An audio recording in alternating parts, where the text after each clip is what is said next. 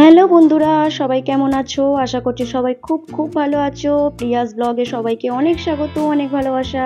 তো আরও একটি নতুন ব্লগ নিয়ে চলে এসেছি। তো তোমরা কিন্তু স্কিপ করো না, দেখতে থাকো।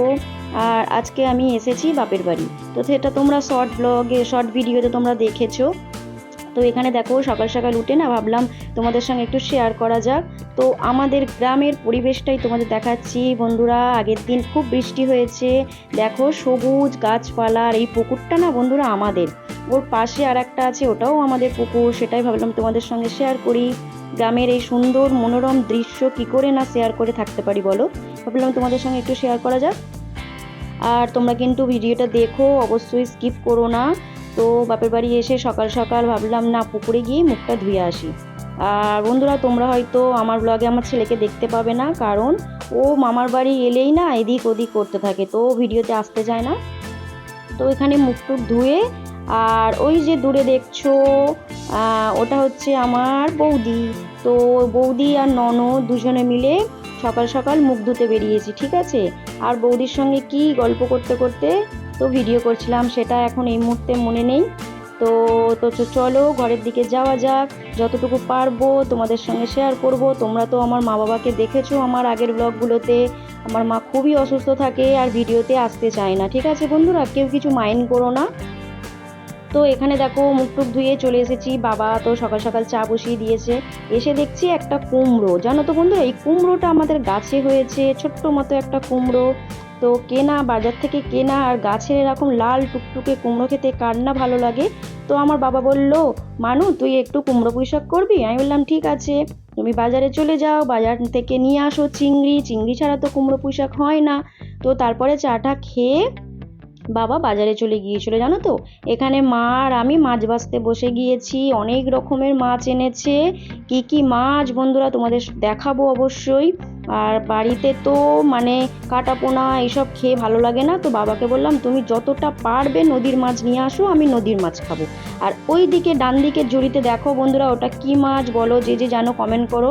মাঝখানেরটা ছিল লইটা মাছ। লইটা মাছ তো আমার খুব খুব ভালো লাগে, তোমাদের কার কার ভালো লাগে তোমরা একটু কমেন্ট করে জানিও। তারপর এখানে পুকুর ঘাটে চলে এসেছি মাছ ধুতে। বাপের বাড়ি গেলে জানো তো আমি না মানে আমারতেই পড়ে যে তুই মাছ ধোয়ার ডিপার্টমেন্টে থাক। আমার দিদি করে রান্না, সবজি টবজি কেটে দেয়, আর আমি রান্না আর মাছ ধোয়ার ডিপার্টমেন্টে থাকি। আর বাবা করে হয়তো আশেপাশে যেসব কাজকর্মগুলো থাকে ওইগুলো বাবা করে। আমার মা তো কিছুই করতে পারে না, মা এনি টাইম অসুস্থ থাকে, শুধু জাস্ট বসে থাকে। তো আমি বাপের বাড়ি গেলে মাকে যেই শুধু বসে থাকে এটাই যে দেখতে পাই, এটাই আমার কাছে অনেক। তো ভগবান পৃথিবীতে সবার মা যেন সুস্থ থাকে, ভালো থাকে। তো চলো আর বেশি বকবক করব না। তো এখানে মাছ আমার ধোয়া কমপ্লিট, আর সামনে মা বসেছিল, মায়ের সঙ্গে কিছু একটা বকবক করছিলাম। আর মাকে বললাম যে মা তুমি একটু আমার ভিডিওটা ধরে দেবে। তো মা এখানে আমার ভিডিওটা একটু শ্যুট করে দিচ্ছিল, জানো তো বন্ধুরা। তো এখানে মাছ টাছ ধোয়া দেখো হয়ে গিয়েছে, পরিষ্কার করে ধুয়ে নিয়েছি। আর ধোয়া হয়ে বাড়ি চলে এসেছি। এসে এখানে অলরেডি আমি রান্না বসিয়ে দিয়েছি।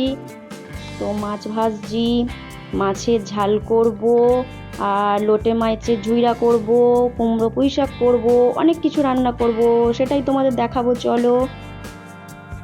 তো তারপরে এখানে আর জানো তো বৃষ্টি হয়েছে কিন্তু গরম সেভাবে কাটেনি, গরমের ভাবটা অবশ্যই ছিল। আর রান্না করতে করতে বাবা দেখছি যে মাছ ধরে নিয়ে এসছে আমার ছেলের জন্য, জানো তো ছিপ থেকে পুকুর থেকে মাছ ধরেছে। দেখো মাছগুলো একদম জ্যান্ত লাফাচ্ছে বন্ধুরা। ওইটা বড়টা কি মাছ বলো তো, ছোটটা তো জানি সবাই জানবে। পুকুরের মাছ যারা যারা খেয়েছো অবশ্যই জানবে পুকুরের মাছের যে কি টেস্ট, মানে সেটা বাজার থেকে কিনলে কিন্তু পাওয়া যাবে না। তো তারপরে এখানে পুঁই শাকের তরকারি আমার অলরেডি কমপ্লিট। আর এদিকে দুটো কড়া বসিয়েছি যেহেতু তাড়াতাড়ি হয়ে যাওয়ার জন্য। আর সারা জীবনের কষ্ট জানো তো, যে বাপের বাড়ি গেলে রান্না করে খেতে হয়, কিন্তু কিছু করার নেই। বাবা মা যে আছে, বাবা মার যে হাসি মুখটা দেখতে পাচ্ছি এটাই আমার কাছে অনেক। তো তারপরে এখানে খেতে বসে গিয়েছি। আমি দেখো গরমে হাঁসফাঁস করছি, সেটা তোমাদের এক্সপ্রেশন দেখে বুঝতে পেরেছো। তো এখানে দেখো লাল লাল মাছের ঝোল, লইটা মাছের ঝুড়া, কুমড়ো পুঁই শাক আমার রেডি।